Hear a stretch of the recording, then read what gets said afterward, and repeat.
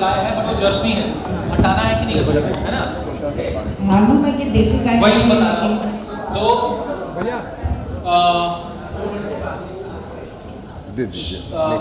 महक को समझाने के लिए कुछ शब्द का चयन करना हूं। अगर आपके घर में जर्सी गाय है तो समझिए वो पूतना मौसी है,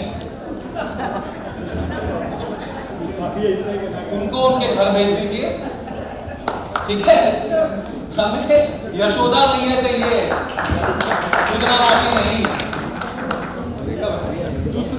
दूसरा आप लोगों को जो भी प्रश्न हो कुछ भी, हाँ इनको तो भाई माइक कहाँ गया राहुल? डॉक्टर साहब का सानिध्य बार बार नहीं मिलेगा, आज मिला है बड़ा मुश्किल से। नीलम कटारू का जी। मैं पूछना चाहती हूँ, मेरे हस्बैंड को किडनी की प्रॉब्लम है, हाँ, वो उनको क्या चीज नहीं खाना चाहिए? देखिए किडनी के प्रॉब्लम में जितनी बीज वाली चीजें हैं, जिसमें बीज होता है वो बीज को निकाल देना चाहिए, पहला नंबर। दूसरा नंबर है कि मैदा नहीं खाना चाहिए, ठीक है? और जो पता नहीं है, क्योंकि अगर शरीर में पोटेशियम हाई रहेगा तो पत्ते वाली चीजें नहीं खानी चाहिए। पोटेशियम हाई है, तो पत्ते वाली चीजें नहीं खाएंगे। और आलू में बहुत पोटेशियम होता है, तो आलू को अगर सब मना हो तो खाएंगे क्या? तो आलू को अगर समझिएगा, फिर ये भारतीय देन है, आलू को अगर भून के खाते हैं जैसे गांव पे होता था तो आलू अमृत है। इसके अलावा किसी तरीके से खाते हैं तो आलू जय, बॉयल करके, भून करके। डॉक्टर उनको जौ का आटा खाली खाने बोला है, जौ का आटा बहुत अच्छा। और चावल खा सकते हैं, चावल खा सकते हैं, दिन में चावल खाएंगे। चावल घर में जनरली चावल कौन से खाने चाहिए सबको? देखिए चावल को बहुत सारे वैरायटी में चाहिए, बेसिक कॉन्सेप्ट क्लियर रखिए, ठीक है? दो तरह का चावल, एक नया चावल, एक पुराना चावल।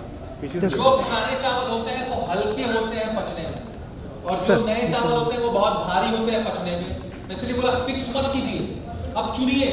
अगर आपको खाना देरी से पचता है तो पतला चावल खाएंगे, आपको बहुत भूख लगता है हर बार, आप नया चावल खाएंगे। समझ गया फंडा?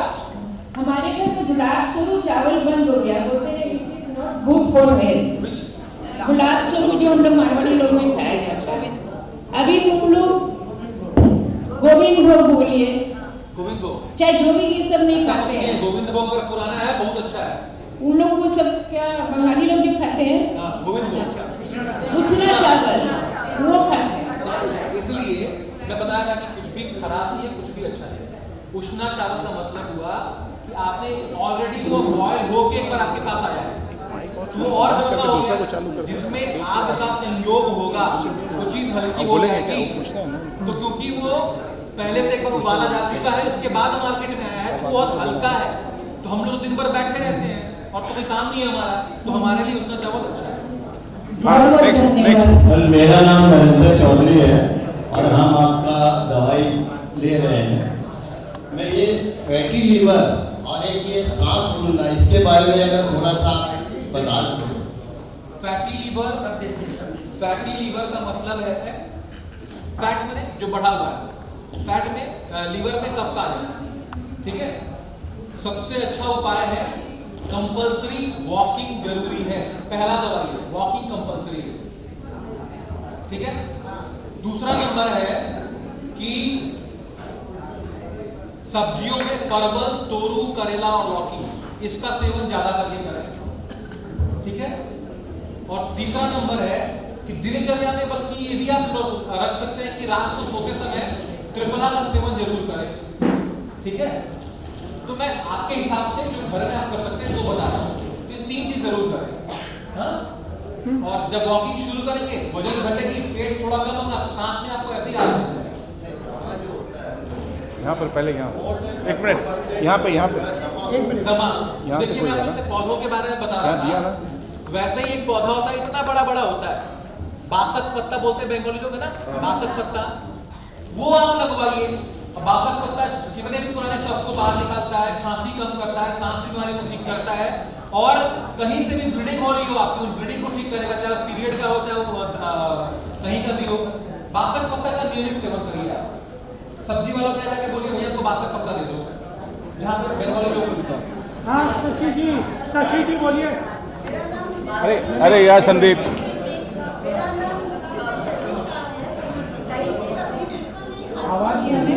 आवाज नहीं है, बंद। आप बोलिए, आप बताइए। एक और दही की सब्जी खानी चाहिए या नहीं? बिल्कुल नहीं। दही की सब्जी नहीं खाते तो अच्छा लगता है, दही को अलग से खाइए, दही में गुड़ डाल के खाइए, दही में मूंग डाल के खाइए, दही में हरी डाल के खाइए।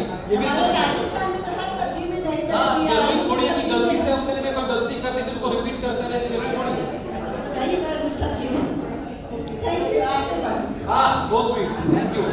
तो ये योगदान दिया हम लोग को। संकल्प देखिए यार क्या कर रहे हो? आवाज नहीं आ रहा, आवाज नहीं आ रहा है। एक मिनट भाई साहब। मेरा नाम प्रकाश पारक।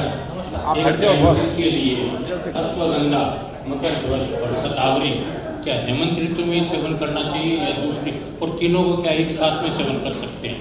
देखिए ऐसे कर सकते हैं। शतावरी जो होता है वो शीत वीर्य का होता है, ठंडा होता है, थोड़ा सा ज्यादा गर्म। अश्वगंधा एक उष्ण वीर्य का होता है, थोड़ा गर्म होता है। मकर ध्वज कैसे समझाऊं आपको आपकी भाषा में? पूरे गीता में लड़ाई कौन लड़ा, सबसे अधिक आदमी किसने मारा? सवाल। हाँ अर्जुन।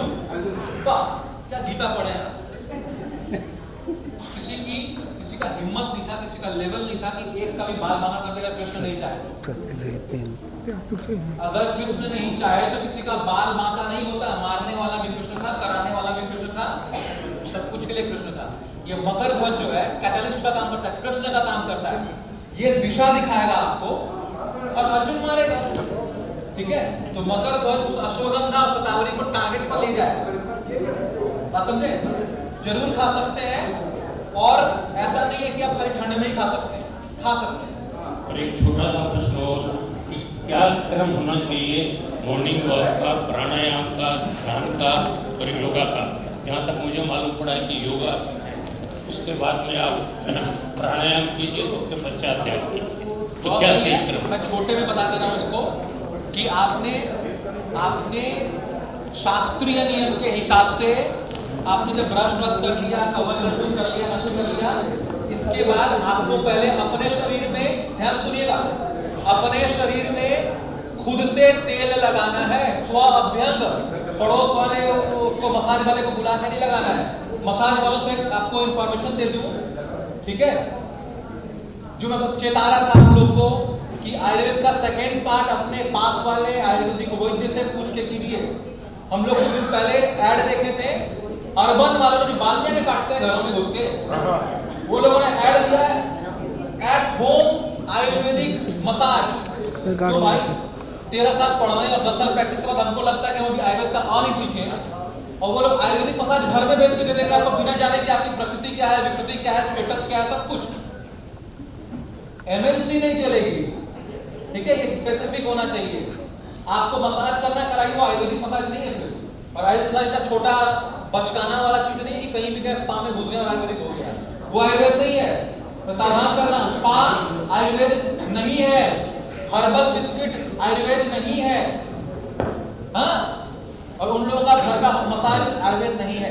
तो आप पहले अभ्यंग करेंगे, अगर आपके लिए पॉसिबल है, खुद से कर सकते हैं तो करिए, बहुत बड़ा वैज्ञानिक इसका आधार है।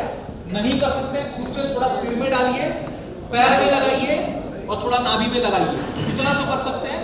ये करने के बाद बोला गया थोड़ा संक्रमण, मतलब थोड़ा चलिए, वॉकिंग कीजिए, क्योंकि वो तेल जो लगा है और जो ब्लड का सर्कुलेशन चल रहा है, क्योंकि आपने मसाज किया है अपना खुद से, वो सर्कुलेशन, और जब आप निकलेंगे संक्रमण होता कहने के लिए, तब तो वो विटामिन डी आप में 100 गुना ट्राई करेगा ब्लड सर्कुलेशन की वजह से और तेल के कॉम्बिनेशन की वजह से।